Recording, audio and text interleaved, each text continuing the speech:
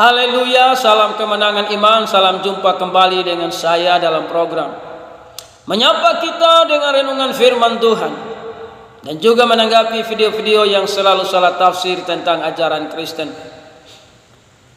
Sebelum saya melanjutkan, jangan lupa tekan tombol subscribe, memberikan komentar-komentar yang baik. Sobat-sobat yang saya kasihi di dalam Yesus, sebagai orang-orang yang percaya kepada Yesus, kita mesti rajin baca firman Allah dan kita terus merenungkan kebaikan Tuhan dan cinta kasih Tuhan yang sungguh luar biasa yang Tuhan kerjakan dalam hidup saudara dan saya. Mari kita saksikan dulu sebuah rekaman video. Masih berwibawa orang-orang Kristen bila mati mereka dikenakan pakai istilah jas. Orang mati perlu wibawa, gak ada dibutuhkannya itu. Yang dibutuhkan orang mati itu adalah doa dari kita yang masih hidup, ya kan? Amal ibadah nanti yang mempertanggungjawabkan kita di akhirat sana apa yang sudah kita lakukan. Bukan karena begitu wow kita mati gitu kan. Kita nggak tahu apa yang terjadi di dunia ini, menghabiskan duit banyak untuk acara meninggal. Kalau aku sendiri yang mempunyai pemikiran cerdas, jangan sampai adat istiadat kita mengalahkan logika kita atau mengalahkan perintah agama kita.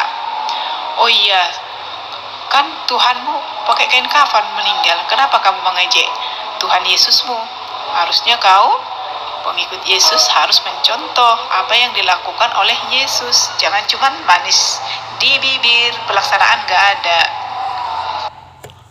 Demikianlah sebuah rekaman video yang saya ambil untuk kita renungkan bersama. Bagaimana seorang mu'alaf ini menjawab sebuah komentar di mana ada orang Kristen berkata bahwa orang Kristen kalau meninggal itu berwibawa karena menggunakan jas. Dan itu dibantah oleh mu'alaf tadi, dan dia berkata bahwa orang mati itu tidak ada wibawa, tapi orang mati itu membutuhkan doa dari orang-orang yang masih hidup. Bagi saya, pemahaman dari Kristen dan pemahaman dari mu'alaf ini pun juga salah. Kenapa saya berkata salah? Karena orang mati tidak ada hubungan lagi dengan orang hidup. Makanya orang Kristen dilarang mendoakan orang mati. Orang Kristen tidak boleh mendoakan orang mati. Ayub pasal yang ke-7 ayat 9. Sebagaimana awan lenyap dan melayang hilang, demikian juga orang yang turun ke dalam dunia orang mati tidak akan muncul kembali. Ia tidak lagi kembali ke rumah dan tidak dikenal lagi oleh tempat tinggalnya. Jadi orang mati tidak ada hubungan lagi dengan orang hidup.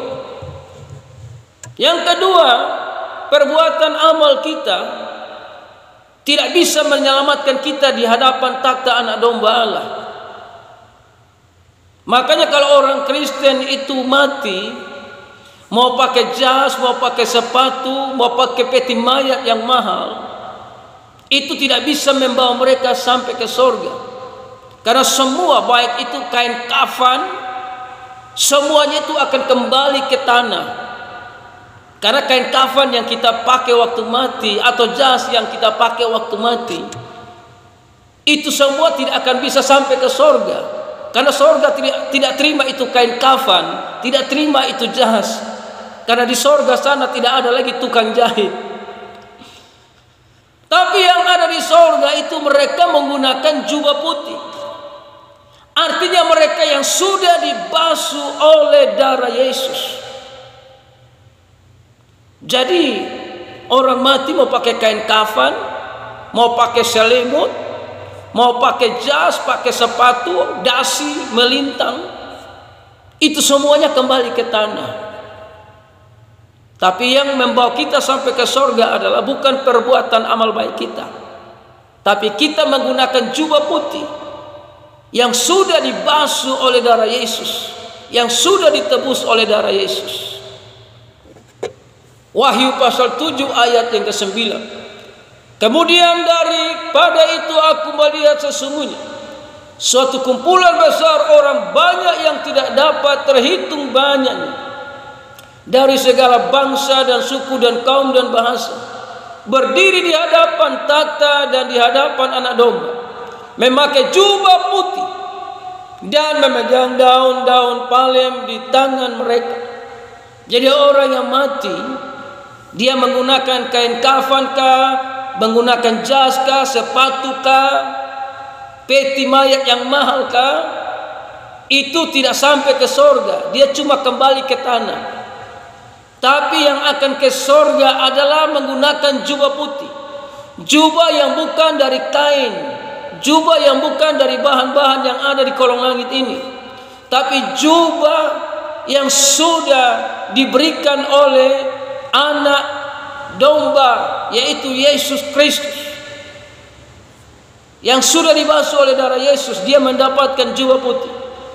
Nah, saudaraku, di ayat yang ke-14, maka kataku kepadanya, Tuanku, Tuhan mengetahuinya. Lalu ia berkata kepadaku, mereka ini adalah orang-orang yang keluar dari kesusahan yang besar, dan mereka telah mencuci jubah mereka dan membuatnya putih di dalam darah Anak Domba. Jadi orang-orang yang akan mendapatkan jubah putih adalah mereka yang sudah disucikan oleh kuasa darah Yesus Kristus. Jadi orang Kristen mati pakai jas, pakai celana panjang, itu bukan mengejek Yesus.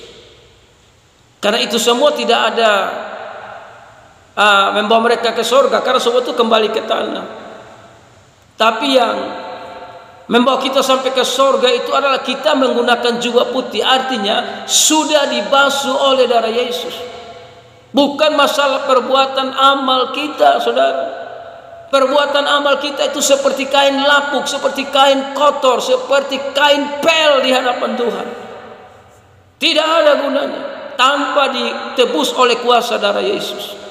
Jadi orang-orang yang ditebus dengan darah Yesus itu akan menggunakan jubah putih. Itu yang akan ada di hadapan takhta Anak Domba Allah. Mereka akan menyembah Allah di sana, saudara. Jadi bagi saya, pemahaman yang disampaikan oleh orang Kristen tadi dan juga dari seorang mu'alaf tadi ini, dua-duanya gagal paham. Orang mati tidak perlu doa. Makanya orang Kristen dilarang mendoakan orang mati. Orang yang sudah mati tidak ada hubungan dengan orang hidup. Jadi sekali lagi, baik yang dari Kristen tadi dan mu'alaf tadi gagal paham. Sama-samanya gagal paham. Ya, karena sorga itu tidak ada urusan dengan pakaian, saudara. Tapi sorga itu berurusan dengan kebenaran, yaitu darah Yesus yang menyucikan kita, sehingga kita menggunakan jubah putih. Haleluya, salam kemenangan iman.